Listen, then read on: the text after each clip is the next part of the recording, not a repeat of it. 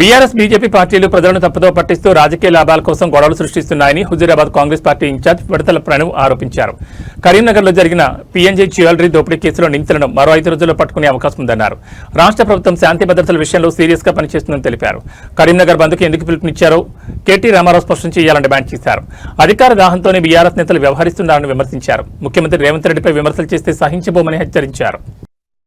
అటు బీజేపీ పార్టీకి కావచ్చు, ఇటు బీఆర్ఎస్ పార్టీకి కావచ్చు, మీరు ఏవైతే రాజకీయాలు చేస్తున్నారో ప్రజలు గమనిస్తున్నారు.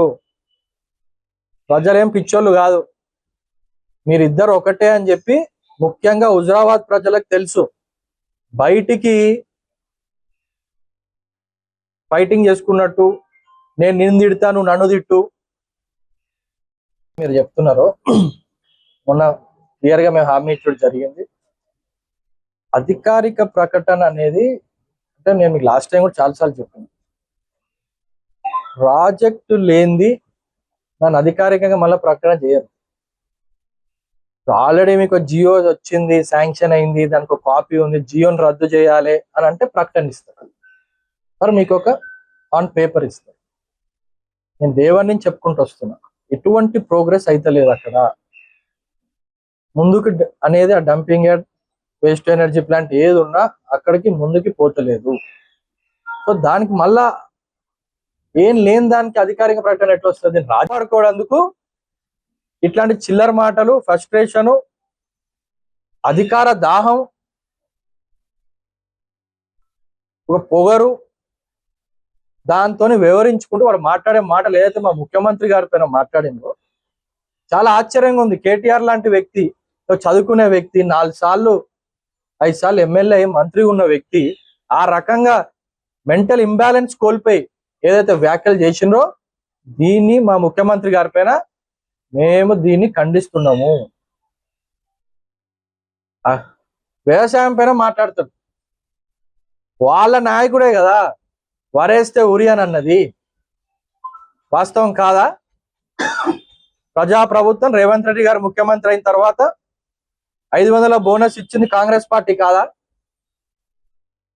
నిరుపేదలకు సన్న బియ్యం ఇస్తుంది కాంగ్రెస్ పార్టీ కాదా? 22,000 కోట్లతో రుణమాఫీ చేసింది కాంగ్రెస్ పార్టీ కాదా? ఇది వాస్తవం కాదా అని అడుగుతున్నా. సో ఈ రకంగా రైతుల పక్షాన కాంగ్రెస్ పార్టీ ఉంటే మరి ఉచిత కరెంటు తీసుకొచ్చింది ఆనాడు రాజశేఖర రెడ్డి కాంగ్రెస్ పార్టీ ప్రభుత్వంలోనే కదా. మరి కేటీఆర్ గారు మరి వారు మాట్లాడుతుంటే చాలా నవ్వు వస్తుంది. మాకు ఇంకోటి ఏమనిపిస్తుంది అంటే, పట్టించుకుంటున్నావా అసలు? ఏమన్నా మొన్న వాయిలాల దాదాపు 20 ఎకరాలు పంట కాలిపోయింది. పోయినా నువ్వు కౌశిక్ రెడ్డి రైతులను పోయి కనీసం అక్కడ కలిసినావా? ఎంతసేపు నీకు రీళ్లు షోకులు పోయి అక్కడ ఏమంటే కేటీఆర్ పక్కన జొర్రాలే మాట్లాడాలి తప్ప ఏం చేసినావు నువ్వు? అసలు హుజూరాబాద్ ప్రజలకి నువ్వు చేసే అభివృద్ధి ఏంది? ఏం మాట్లాడినావు? నీ వల్ల నయా పైసా లాభం ఏం జరిగిందా?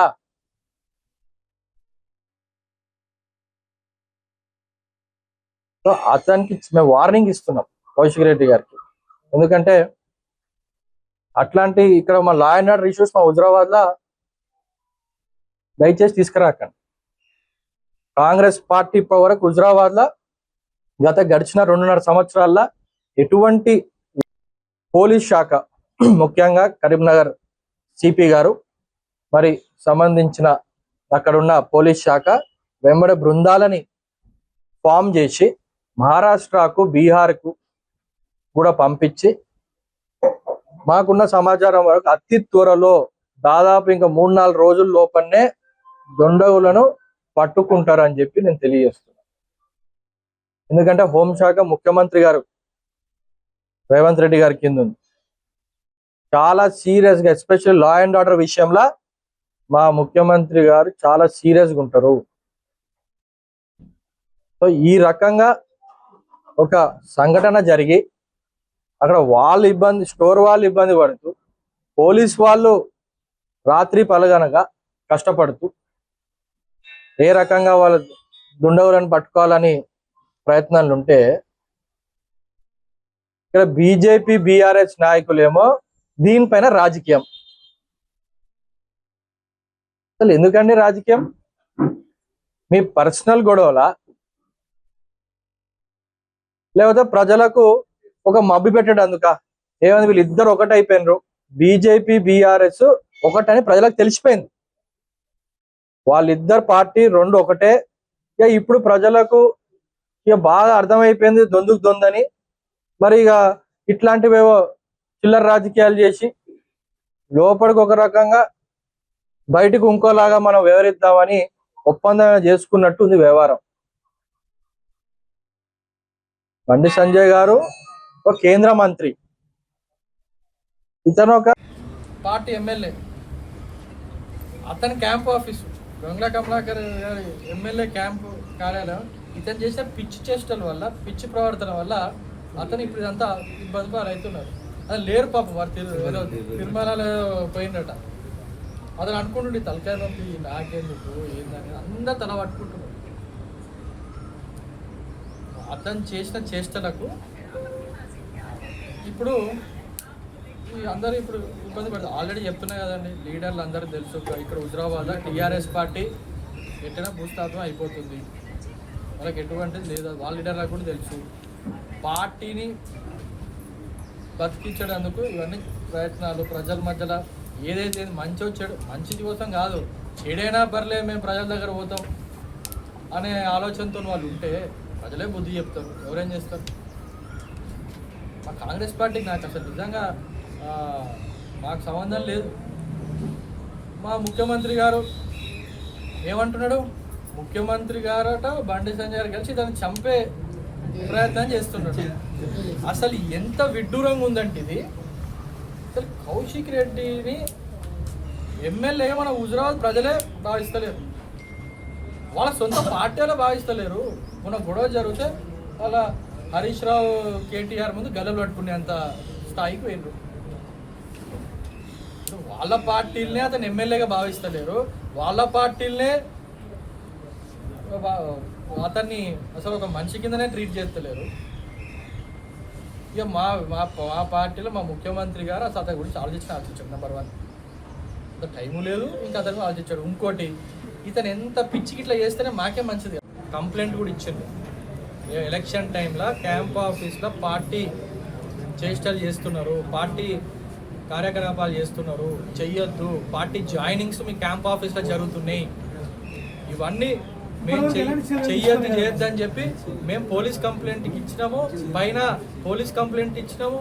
ఆ నోట జరిగినప్పుడు ఆర్డీఓకి మేము కంప్లైంట్ ఇచ్చినాం. ఇవన్నీ మేము చేసినాం.